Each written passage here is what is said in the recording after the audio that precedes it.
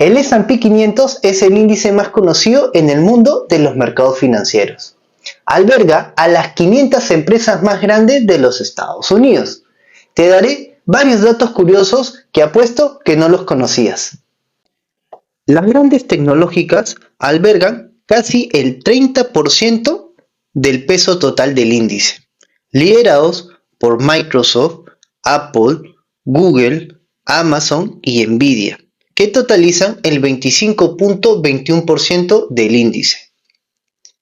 En los últimos 10 años, el S&P 500 ha tenido una rentabilidad del 10.73%, como puedes observar en este gráfico, pasando de los 1.883 puntos hasta los 5.267 puntos hoy en día, según fuentes de la misma página oficial del S&P 500, trayendo retornos del más del 250% en la última década. Si queremos verlo por sectores, las tecnológicas abarcan el 29.2%, las financieras 13.1%, cuidados de salud 12.3%, consumo discrecional 10.3%, comunicaciones y servicios 9.1%, industriales 8.8%, consumo básico 6.3%, energías 4.1%, entre otros sectores de menor relevancia. Como nosotros somos inversores inteligentes, no vamos a basar nuestras inversiones solo en estos datos tan superficiales, sino que daremos un paso más adelante del común denominador. Analizaremos la valoración del S&P 500 en relación con el IPC, en los momentos previos a una recesión económica, y las consecuencias que traen a nivel económico luego de 10 años. Como puedes apreciar en este gráfico, en la Gran Depresión del 29, si hubieras invertido $1.000 en el pico máximo del mercado alcista, pensarías que tendrías grandes retornos sobre tu capital. Pero no fue así. En cuestión de días hubo una corrección de la bolsa de valores, un aumento del desempleo por un tiempo prolongado, el cual hizo que perdieras mucho dinero en ese entonces. Para ser exactos, un 70% de tu capital. Si hubieras tenido la esperanza de recuperar tu inversión hasta 1943, hubieras obtenido la increíble cifra de $400, es decir, 60% de pérdida desde el año 1929. Ahora, para corroborar lo que te estoy diciendo, y no pienses que son coincidencias, vayamos a ver la crisis de los años 70, con el cambio del modelo económico mundial. Si hubieras invertido $1.000 en la euforia de los mercados del 69, hubieras tenido una pérdida muy dura del 40% de tu capital en los siguientes años.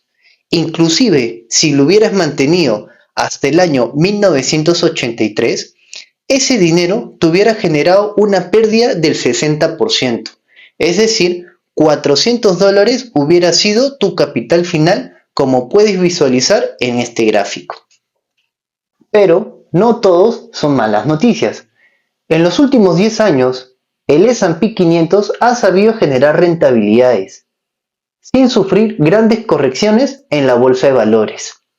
Si hubieras invertido $1.000 en el año 2013, hoy en día tendrías la cifra de $2.593, es decir, 2.52 veces tu capital invertido, o 252% de rendimiento, como quieran interpretarlo, ya sea porcentual o veces sobre tu capital invertido.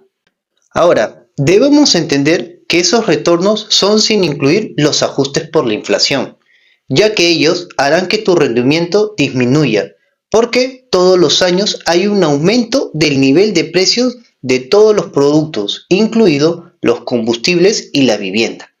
Por ello, muy sabiamente, decía Warren Buffett que el peor impuesto que existe en el mundo es la inflación impuesta a todas las personas por medio de los bancos centrales y los gobiernos. Acá quiero hacer un hincapié. Para que no haya ninguna confusión, El dato de inflación que todos los bancos centrales dan a conocer a los ciudadanos generalmente es la inflación subyacente, ya que no incluyen los ítems más volátiles, como los combustibles y los alimentos. Retomando el tema central, vayamos a ver ahora un modelo bastante interesante que mide el rendimiento del S&P 500 ajustado al incremento o la caída de los tipos de interés que emite la Reserva Federal de los Estados Unidos, más conocida como la Fed.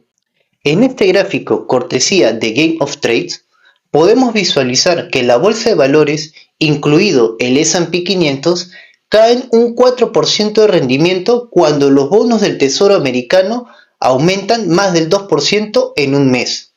Cosa contraria sucede cuando se aumentan los rendimientos del Tesoro a 10 años entre un 0 a un 0,5%. En la flecha podrás observar que el S&P 500 y la bolsa en general logran un poco más del 1% de ganancia, cuando ocurre el último escenario explicado con los bonos del Tesoro. En los últimos tiempos hemos visto cómo los tipos de interés sobre los bonos del Tesoro americano han aumentado, contribuyendo a una enorme volatilidad del S&P 500. Las emociones de los inversionistas, como se ha podido ver a lo largo de la historia, siempre influyen en las cotizaciones diarias, semanales y mensuales en el corto plazo de todos los índices sin excepción, ya que están constantemente especulando para generar los mayores retornos para su capital invertido.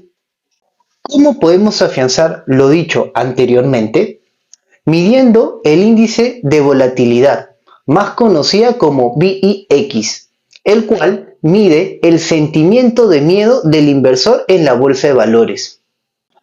Si vemos el gráfico nuevamente cortesía de Game of Trades, el índice VIX en los últimos meses se ha situado por debajo de los 16 puntos a comparación del año 2021 y 2022, luego de todo lo sucedido en el mundo en materia de salud y economía.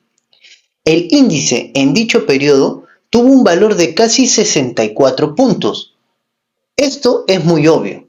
Había un gran temor de lo que podía suceder en los mercados financieros debido a las recesiones y la gran inflación. Ahora, ¿cómo podemos encontrar la relación con el S&P 500?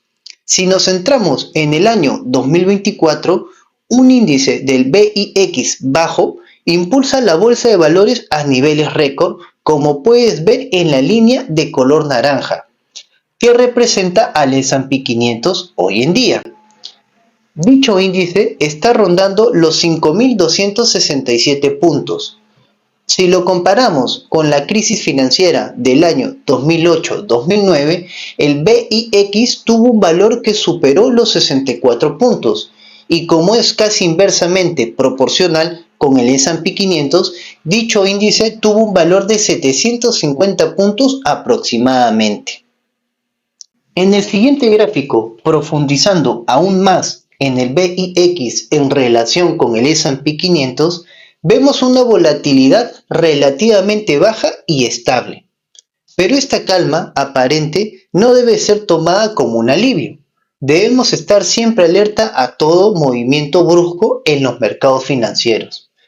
Tomando como ejemplo el mes de abril del 2023, el S&P 500 tuvo una caída del 6%, el cual impulsó el índice VIX a un nivel moderado, pero no pasó a mayores riesgos financieros para todos los inversores, porque un 6% considero que no pone en riesgo tu patrimonio si lo comparamos con las grandes recesiones, teniendo en cuenta los máximos históricos que ha hecho el índice en los últimos meses, para no dejarle el camino tan fácil a los ETFs de Bitcoin, que han sido otra sensación en los mercados financieros. Pero siempre hay un pero. Debo hacer hincapié que nunca debemos invertir en los picos máximos de euforia, porque siempre suelen tener grandes correcciones en la mayoría de casos. Nadie tiene una bola de cristal para poder adivinar hasta cuándo tendremos grandes retornos sobre nuestro capital en la bolsa de valores, pero sí podemos apoyarnos en los datos históricos, en las variables macroeconómicas y en el sentimiento del inversor para tomar la mejor decisión que salvaguarde nuestro patrimonio y nos genere siempre buenos retornos en el mediano y largo plazo. Debemos imitar siempre la manera de cómo Warren Buffett invierte en los mercados financieros. ¿Ustedes creen que en un solo día toma la decisión de invertir? Para nada. En un sinfín de entrevistas comenta que hace una evaluación exhaustiva de varias semanas, incluso meses antes de tomar una decisión de inversión. Los índices como el S&P 500 son la mejor forma para protegernos ante movimientos bruscos que siempre existen en los mercados financieros. ¿Realmente nos dan dicha protección como inversores? La respuesta la tenemos en la diversificación de sectores y empresas que tienen indexados. Obviamente te dará mayor protección de capital que tener una o dos acciones, pero ello no te exime de que no tengas pérdidas considerables si es que las adquieres en momentos no tan oportunos. Por ello, la importancia de siempre capacitarte para que puedas ampliar tus conocimientos y generar grandes retornos sobre tu capital.